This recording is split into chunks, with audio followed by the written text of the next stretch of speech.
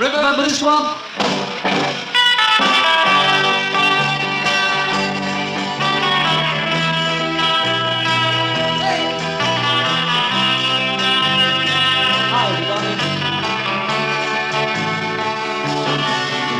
The young ones, darling, we're the young ones. Right, the Shadows walk. Yeah, Yes, and those are the singing days. to it as well. It's great. Well, I'm afraid I don't really even remember them too well. I remember I remember Cliff Richard. In fact, he was a bit of a hero for me. And I had the record of the young ones, and I even went to see Summer Holiday. But I must admit, I don't really remember much about the Shadows apart from the fancy footwork. Oh, they were Now, good. although they're still with us, in fact, they're playing at the Apollo very soon. So, for the benefit of youngsters like me, and others that don't even remember them at all, like you that might like to relive their memories, Do you mind? a Manchester-based group have formed to revive some of the old Shadows sounds. The group, Norman J and Vintage, have an added note of authenticity in the person of Jet Harris. She's reading this, folks. I am indeed. Mick Sawyer spoke to the group and he asked Norman what numbers they do in their act. Well, when we're talking about rock and roll and things like that, which is very popular, as you know, these days, Shorty Waddy bringing stuff back, etc., with Move It, Living Doll. A coup for you to actually have an authentic ex-Shadow amongst you. I mean, how difficult was it to get hold of the guy? Well, it was a hard one to find. We spent a couple of days down in London talking to people and eventually traced him. Band, you know, it's a great band, and they really do sound like the Shadows. Were you a bit overwhelmed by this? I mean, have anybody ever approached you before with something like this? Yeah, I've had lots of offers, but they sort of came and sort of clutched hold of me and dragged me up here, and that's it. You know, I forget what my wife looks like. I couldn't actually tell you the exact date at this present time, but it was around the early 80s, and we discussed, the band and myself discussed the fact that we would like to develop, and we knew that Jet had been off the radar for quite a few years. So we decided to do a little bit of digging and found out that he was possibly living in the Gloucester area, and recently he'd done an album which was recorded in all places in a prison. He wasn't there at the time. The album was this one, Inside Jet Harris, which Jet actually signed for me as well. So we found him. He was living in a caravan park or a mobile home park down in Gloucester with his wife. She was lovely. She made us very welcome, and Jet was pretty frail, to be honest.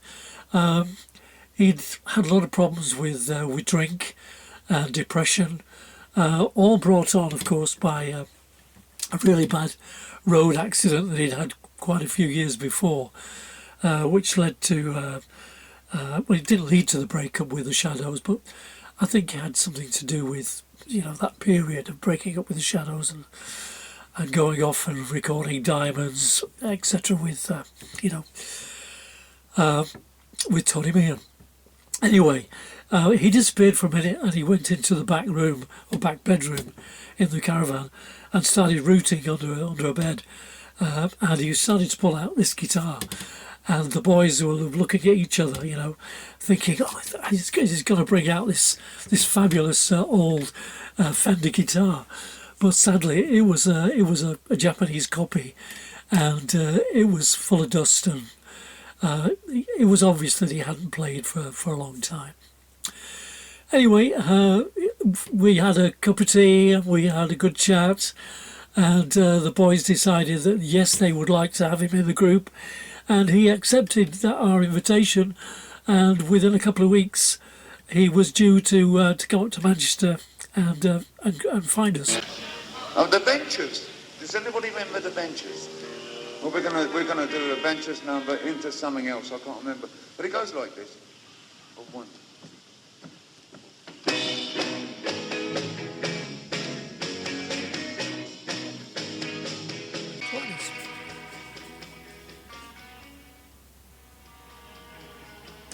The day came and most of the band lived in South Manchester, the Stockport area, and Jet was supposed to come in on the train into Stockport station, and this would have been. It was late evening. It was 6 o'clock, 7 o'clock, something like that. I'd driven across from the other side of Manchester to meet and greet him, and I know I had Graham Hamilton in the car with me. Graham was our lead guitarist, and we waited and waited and waited, and we were having conversations with the other band via telephone boxes. No mobile phones in them days, of course.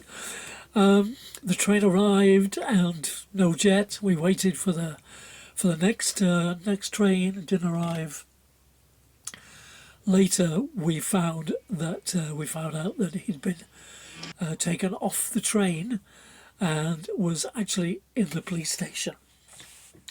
He'd had a few drinks on the train.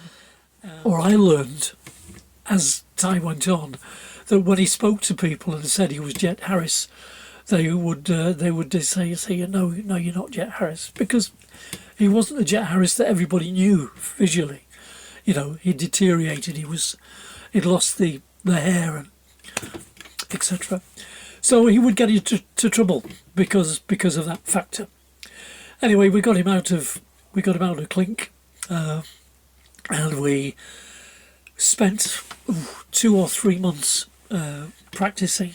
All the boys spent 2 or 3 months practicing with him in an old chapel, an old church in Chapel in Lifrith, just outside Stockport, where our manager at the time was living. That was a guy called Dick Clark, not to be misjudged by the Dick Clark from America, but no, he was our Dick Clark and our manager. And eventually we went on the road.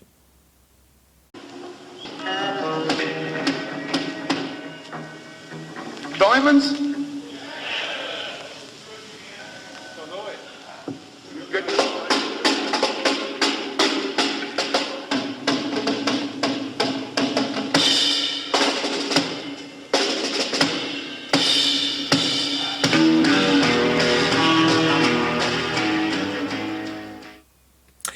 If you would like to know more about the story of Jet with Norman J and Vintage, then you have to buy my book, which is My Life, My Music by Norman J.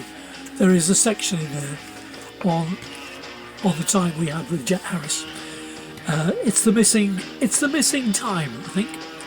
It's the missing link between Jet coming back and getting himself clean, getting himself, when I say clean, away from, not drugs, but, drinking.